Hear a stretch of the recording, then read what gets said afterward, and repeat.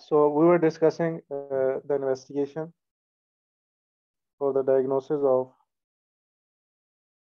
Cushing syndrome. The initial screening test in on patient is 24-hour urinary free cortisol, which will be raised. And the confirmatory test for the diagnosis of Cushing syndrome in outpatient is overnight dexamethasone suppression test. So in normal people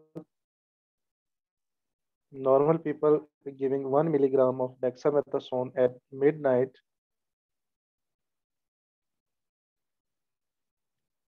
will suppress the cortisol level.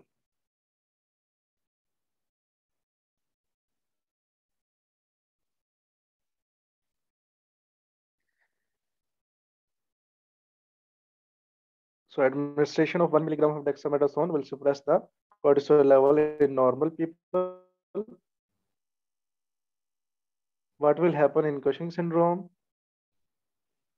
In Cushing syndrome, after 1 milligram of dexamethasone, the cortisol level will be high, will be still high. Normally, the dexamethasone suppresses the cortisol level to below 50 nanomole per liter.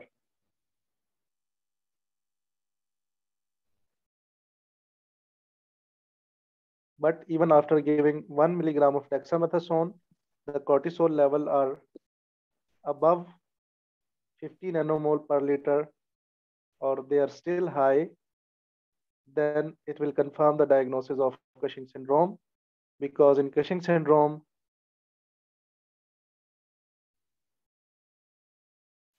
there's excess of cortisol, which cannot be suppressed by 1 milligram of dexamethasone.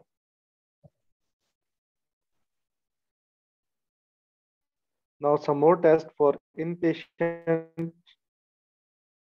or the patient who are admitted in the ward. Now, the diagnosis of Cushing syndrome is made. Now, we want to see that if it's an ACTH dependent disease or ACTH independent disease.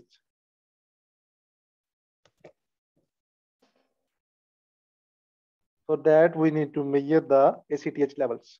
If ACTH levels are high, then it means it is an ACTH dependent disease.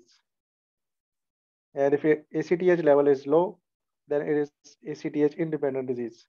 And what are the causes of ACTH independent Cushing syndrome? ACTH independent Cushing syndrome, the causes include exogenous steroids, adrenal adenoma, adrenal carcinoma, adrenal hyperplasia. So low ACTH level, if ACTH levels are low, then we will perform a CT scan of the abdomen or pelvis, or MRI of abdomen or pelvis, to see an adrenal adenoma or adrenal carcinoma or adrenal hyperplasia. What if ACTH levels are high?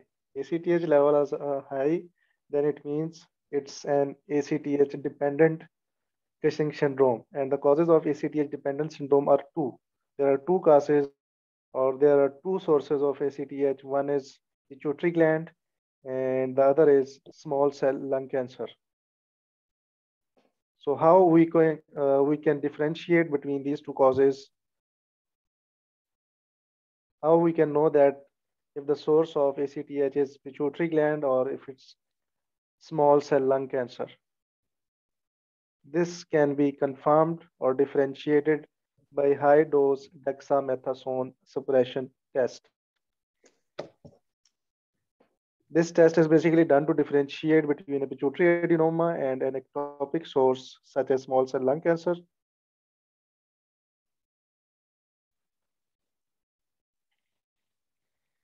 A high dose of dexamethasone, such as 8 milligram, is given to the patient.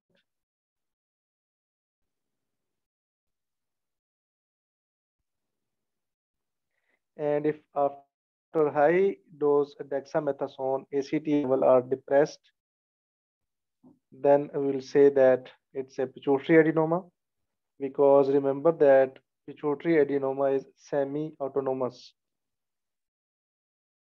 Semi-autonomous mean it is not fully automatic. ACTH production by a pituitary adenoma will be suppressed by a high dose of dexamethasone because pituitary adenoma are semi-autonomous. While if ACTH level are still high even after high dose of dexamethasone, then it means the source of ACTH is an ectopic ACTH producing tumor such as small cell lung cancer because small cell lung cancer are fully automatic or autonomous and they will not respond to high dose of dexamethasone. And ACTH that are produced by small cell lung cancer, it will not respond to even to a high dose of dexamethasone. So first we'll measure ACTH level. If ACTH level are low, then it means the cause is ACTH independent and there is abnormality in the adrenal gland such as adrenal adenoma or adrenal carcinoma or adrenal hyperplasia,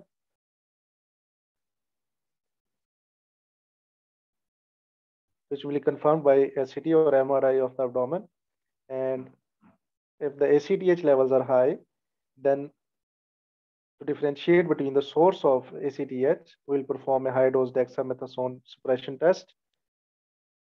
And if ACTH level are suppressed after high dose of dexamethasone, then the source is pituitary. And if it's not suppressed, then the source is an ectopic producing tumor such as small cell lung cancer.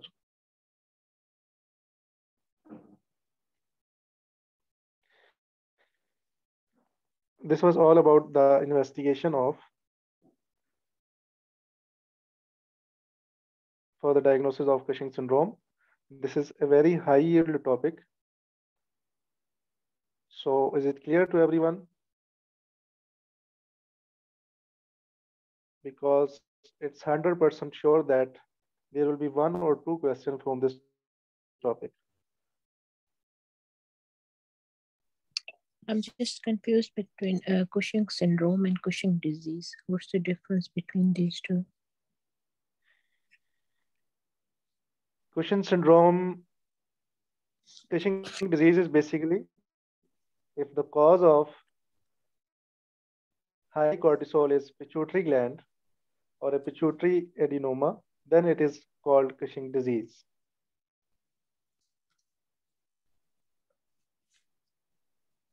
Syndrome is, you can say that, a collection of signs and symptoms,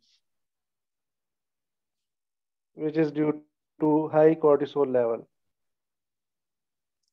But in Cushing disease, this collection of signs and symptoms due to a single abnormality, which is pituitary adenoma. That's why it is called Cushing disease, because Right, the cause is single, a single disease or single abnormality, that is pituitary adenoma. right.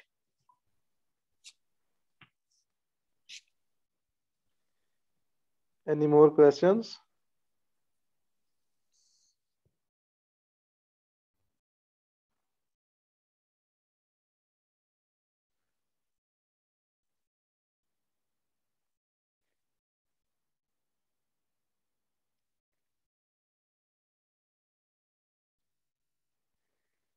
The investigation for Cushing syndrome is a must know, especially when to use a high dose dexamethasone suppression test and when to use a low dose dexamethasone suppression test.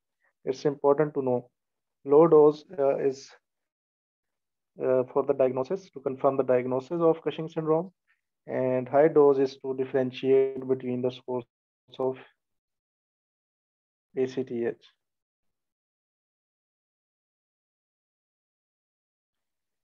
So if the cause is pituitary adenoma or adrenal adenoma or adrenal carcinoma, then the treatment is surgery.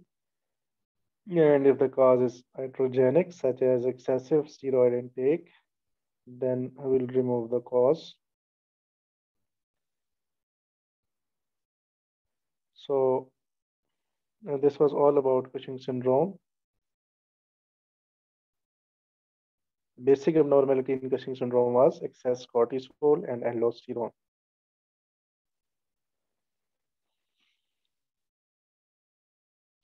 excess cortisol and aldosterone can be due to high ACTH from pituitary or from small cell lung cancer, or it can be due to high cortisol that is produced by the adrenal glands, such as adrenal adenoma or adrenal carcinoma, or exogenous steroid intake. Now, another disorder of adrenal gland is primary hyperaldosteronism. Primary hyperaldosteronism means there is an increase in the production of aldosterone. Only aldosterone is produced in excess. So what will happen if there is aldosterone excess? What is the function of aldosterone?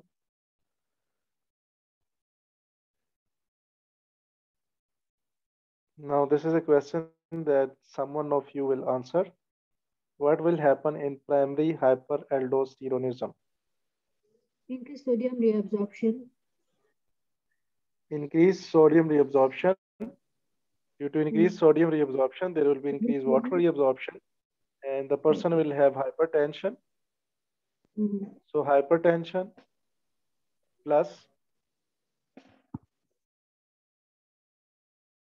what else will happen? Hypokalemia. Hypokalemia. That's right. Excellent. Metabolic alkalosis due to hydrogen loss. Alkalosis. Mm. That's right. Due to hypertension, the person may complain of headache and lethargy, and also due to hypokalemia, muscle weakness may be present. The cause of primary hyperaldosteronism is bilateral idiopathic adrenal hyperplasia in almost 70% of the cases. And the less common cause, previously it was thought that the most common cause of hyperaldosteronism is a pituitary adenoma known as Conn's syndrome. But now it is known that the most common cause of primary hyperaldosteronism is bilateral idiopathic adrenal hyperplasia. It is important to differentiate between these two because the treatment for both of them is different.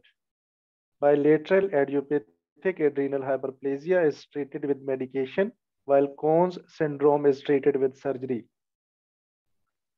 So, two important causes of primary hyperaldosteronism is bilateral adrenal hyperplasia, and the second one is Conn's syndrome or an adrenal adenoma, which is known as Conn's syndrome. Now, the features have already been told by Dr. Maliha that hypertension, hypokalemia, and alkalosis due to excess aldosterone. Investigation is the first line investigation for the diagnosis of aldosterone, primary hyperaldosteronism is remember that aldosterone secretion is stimulated by the renin, an enzyme that is released in the kidney, JG cells in the kidney. Renin, renin stimulates or renin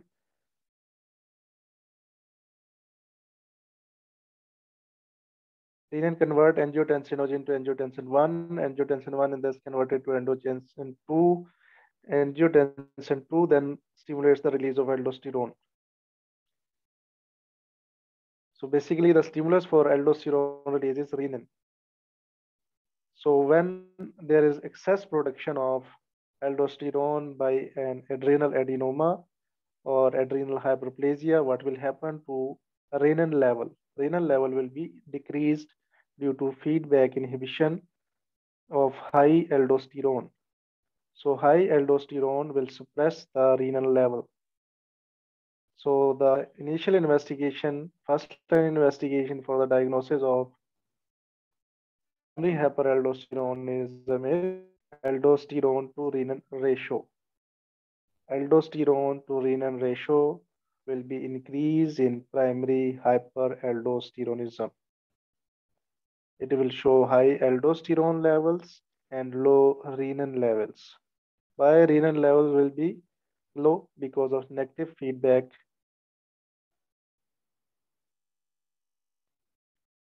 due to sodium retention from aldosterone.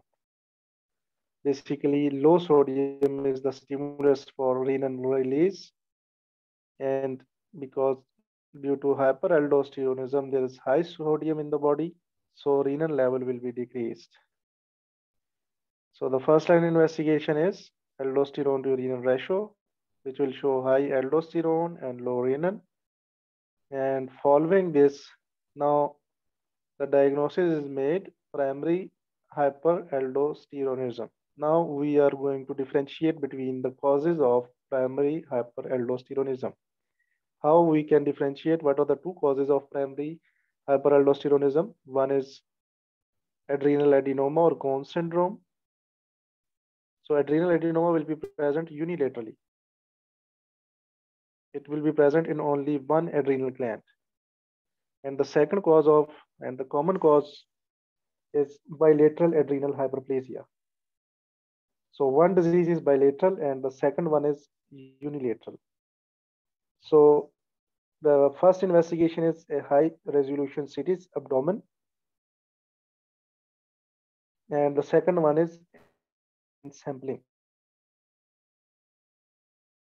which will help us in differentiating between the Conn syndrome and idiopathic bilateral adrenal hyperplasia.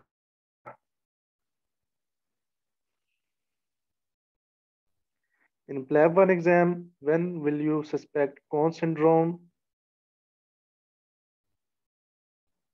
or primary hyperaldosteronism? If hypertension occurring before age of 40, hypertension in a young patient below 40, hypertension with hypokalemia, or refractory hypertension. For example, if the patient is still having hypertension even after giving 3 antihypertensive drugs. So hypertension that is occurring before age 40, hypertension with hypokalemia, and refractory to medication, you will suspect primary hyperaldosteronism or Conn syndrome in these scenarios. And how will you investigate? The first line investigation aldosterone to renal ratio, and the second is to differentiate between the causes is high resolution CT abdomen and adrenal vein sampling. So if adrenal vein sampling from both sides shows an increase in the aldosterone, then it will be idiopathic bilateral adrenal hyperplasia. And if aldosterone levels are high only on one side, then it will be adrenal adenoma or Conn syndrome. What is the management? Adrenal adenoma is, I already told you that adrenal adenoma are managed by surgery, and because bilateral adrenal hyperplasia is treated through medication such as there is increased aldosterone activity, so we will use aldosterone antagonists such as spironolactone if the patient diagnosis is bilateral adrenal hyperplasia. So this was all about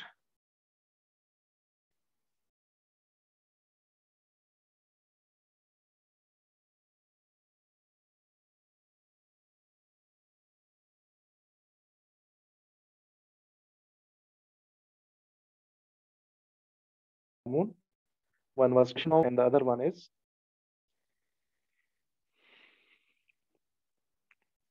primary hyperaldosteronism. Is it clear to everyone up to this point? If someone has any question, then he or she can ask.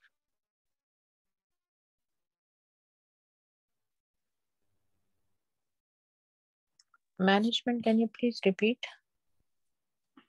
Adrenal adenoma is a tumor, so it will be managed by surgery. to remove the and bilateral adrenal aplasia, because for hyperplasia you cannot perform a surgery.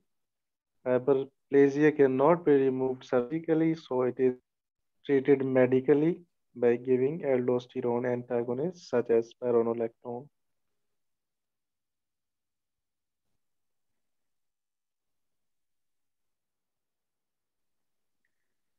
Okay, thank you.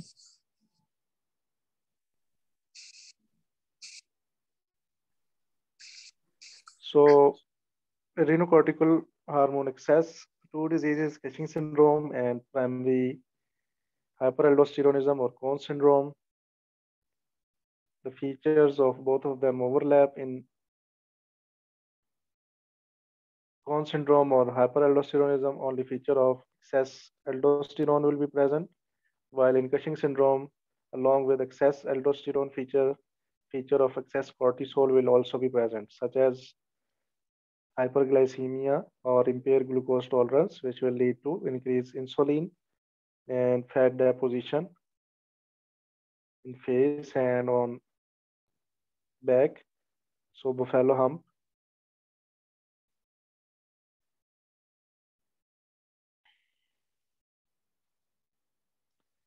So this was all for today. We'll end our session here today. Tomorrow we'll start or we'll do adrenal insufficiency and other topics as well. So until then, it's a goodbye from my side.